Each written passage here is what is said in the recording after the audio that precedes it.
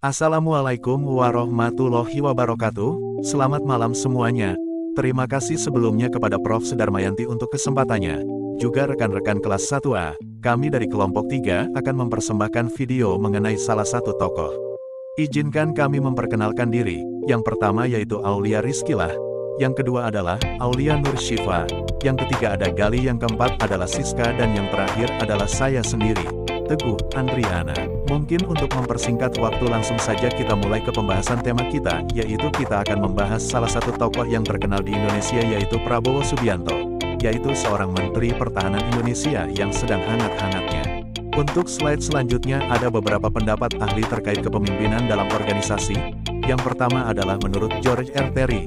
Dari sudut pandang George R. Terry adalah hubungan pemimpin dengan pengaruhnya yang lain. Sedangkan menurut Mujiono, pemimpin memiliki kualitas-kualitas tertentu sehingga membuatnya berbeda dengan pengikutnya.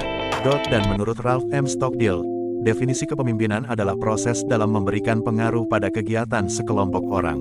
Pendapat terakhir menurut Kartini Kartono, kepemimpinan didefinisikan oleh Kartini Kartono sebagai karakter khas apalagi saat mengambil keputusan dalam situasi tertentu. Pemimpin yang berkarakter mampu membawa kelompok pada situasi tertentu. Pengaruh kepemimpinan dalam organisasi.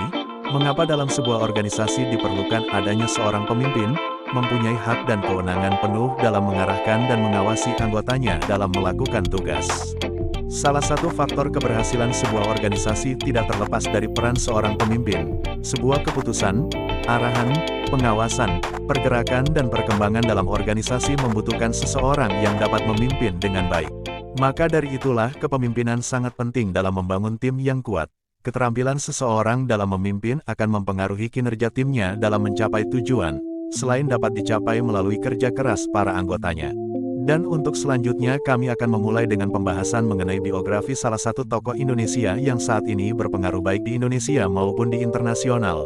Untuk biografi sendiri, Prabowo Subianto yang lahir di Jakarta, tanggal 17 Oktober tahun 1951, posisi saat ini di pemerintahan yaitu sebagai Menteri Pertahanan Indonesia, seorang politisi, pengusaha, dan perwira tinggi militer Indonesia. Ia menempuh pendidikan dan jenjang karir militer selama 28 tahun. Di Jakarta, masa kecil Prabowo sebagai putra ekonom Sumitro Joyo Hadikusumo banyak dilewatkan di luar negeri bersama orang tuanya. Karena pengalaman ini, Prabowo fasih berbahasa Indonesia, Perancis, Jerman, Inggris, dan bahasa Belanda. Ia menekuni dunia bisnis, mengikuti jejak adiknya Hashim Joyo Hadikusumo yang merupakan seorang konglomerat. Bisnis Prabowo meliputi sedikitnya 27 perusahaan yang bergerak pada sektor-sektor yang berbeda. Pada tahun 2008, ia mendirikan Partai Gerakan Indonesia Raya, Gerindra. Selain itu, ia juga pernah aktif sebagai ketua di Himpunan Kerukunan Tani Indonesia. Di bidang olahraga, Prabowo aktif di Ikatan Pencak Silat Indonesia.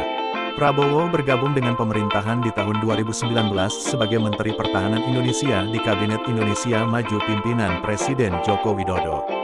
Menurut Presiden Jokowi, Prabowo dipilih sebagai Menteri Pertahanan Indonesia karena memang pengalaman beliau besar di situ. Dan Presiden mengumumkan Sakti Wahyu Trenggono sebagai Wakil Menteri Pertahanan untuk membantu Prabowo. Pada slide selanjutnya kami akan membahas mengenai gaya khas kepemimpinan Prabowo Subianto, yaitu yang mempunyai sikap tegas, jujur dan konsisten, yang berarti tidak mudah diintervensi atau dipengaruhi oleh pihak lain. Prabowo memiliki gaya kepemimpinan otoriter demokratis yang dapat diterapkan sesuai dengan situasi dan kondisi. Melalui gaya kepemimpinan beliau terdapat pesan yang dapat diambil, salah satunya adalah tegas, mengambil keputusan cepat dan cermat. Dalam konteks kepemimpinan, seorang pemimpin mengintegrasikan kepentingan yang sejajar, membiarkan pesan komunikasi bergiliran membentuk pola dialog.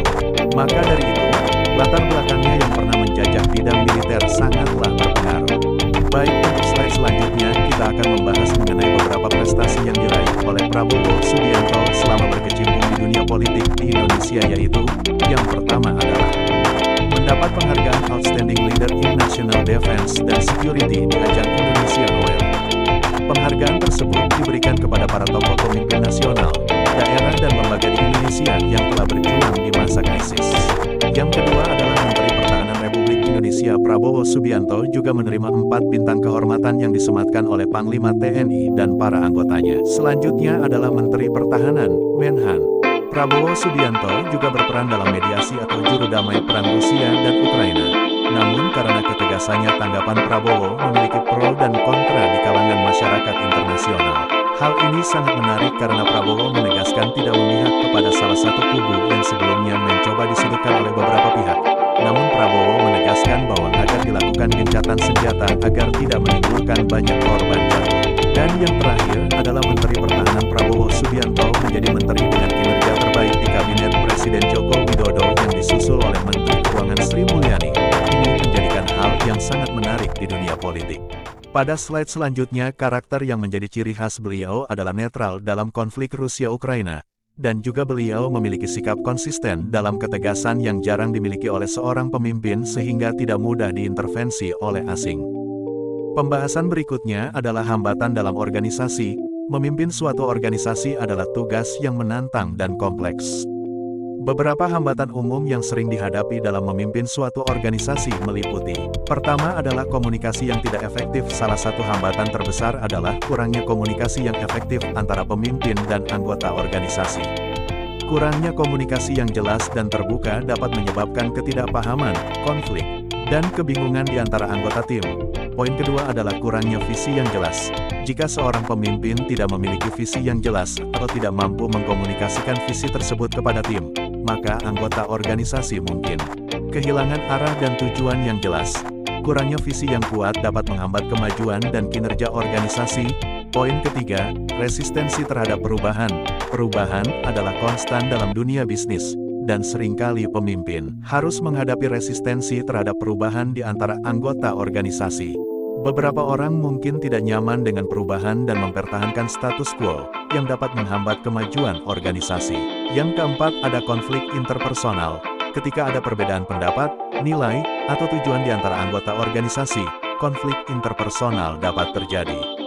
Konflik yang tidak ditangani dengan baik dapat merusak kerjasama tim, menciptakan ketegangan, dan menghambat kemajuan organisasi. Kelima, kurangnya kepemimpinan yang kuat.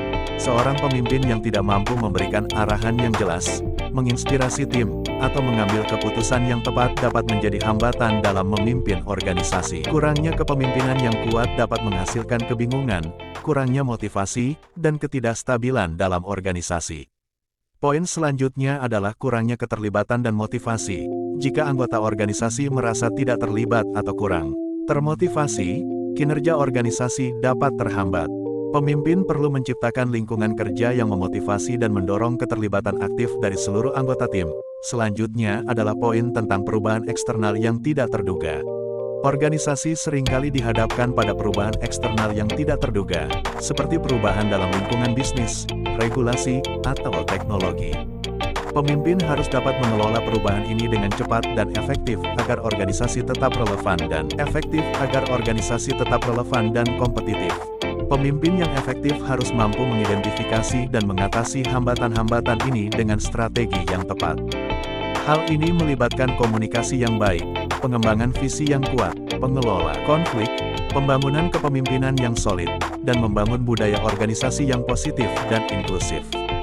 Selanjutnya masuk kepada slide terakhir dari kelompok kami, yaitu mengenai kesimpulan dari presentasi tokoh yang kami paparkan. Gaya kepemimpinan Prabowo Subianto dapat dijelaskan sebagai berikut. Kepemimpinan otoriter. Prabowo Subianto cenderung menggunakan pendekatan kepemimpinan otoriter, di mana ia mengambil keputusan dengan tegas dan memegang kendali penuh atas organisasi atau tim yang dipimpinnya. Gaya kepemimpinan ini menekankan pada disiplin, hierarki, dan ketegasan. Kedua adalah kepemimpinan karismatik. Prabowo Subianto memiliki daya tarik dan karisma yang kuat, yang memungkinkannya untuk mempengaruhi dan menginspirasi pengikutnya. Ia sering menggunakan pidato yang kuat dan emosional untuk membangkitkan semangat dan dukungan. Yang ketiga adalah kepemimpinan strategis. Prabowo Subianto dikenal sebagai seorang pemimpin yang memiliki visi jangka panjang dan kemampuan strategis. Ia mampu melihat gambaran besar dan merencanakan langkah-langkah strategis untuk mencapai tujuan yang ditetapkan. Terakhir adalah kepemimpinan kontroversial. Gaya kepemimpinan Prabowo Subianto juga dikaitkan dengan kontroversi dan polarisasi. Beberapa tindakan dan pernyataannya dalam konteks politik telah menuai kritik dan kontroversi di kalangan masyarakat. Demikian presentasi dari kami. Mohon maaf jika ada terdapat salah kata. Akhir kata kami ucapkan terima kasih banyak. Assalamualaikum warahmatullahi wabarakatuh.